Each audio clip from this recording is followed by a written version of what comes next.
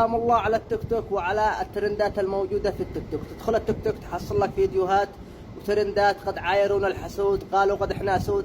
ترندات لا تزعل احد ولا تغثي احد ولا تدخل في عرض احد. تدخل لك مواقع التواصل الاجتماعي الثانية منها الفيسبوك، تنصدم من كمية النثرات اللي حاصلة، كل يوم نثرة وكل يوم قضية وكل يوم موضوع. يوم تحصل المشهور هذا بيطاحن هو المشهور هذاك، والمشهور هذا بيبلغ على صفحة المشهور هذاك، محانكة ومعاصدة أمانة تقول الله طباين. كل يوم قضية وكل يوم موضوع وكل يوم سرقة وكل يوم ما يخرجوش من الفيسبوك بدون أي نثرة. تحصل لك المواضيع اللي يأكلوا حق الفقراء، فاعلين الخير، فلانة زوجها تزوج تركي وتطلقه، مواضيع هبلة وترندات خيبة.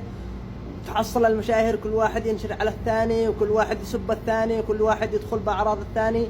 هؤلاء مثل السرق، مثل السرق اللي يتضاربوا بالسوق علشان تجي تفرع بينهم ويسرقوك، وهؤلاء يطاحنوا ويتضاربوا ويتساببوا وكل واحد ينزل منشورات على الثاني علشان تجي تعمل لهم لايكات.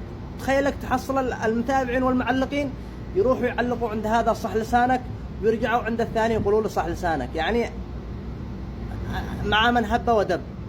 لذلك سلام الله على التيك توك وعلى مشاهير التيك توك وعلى ترندات التيك توك.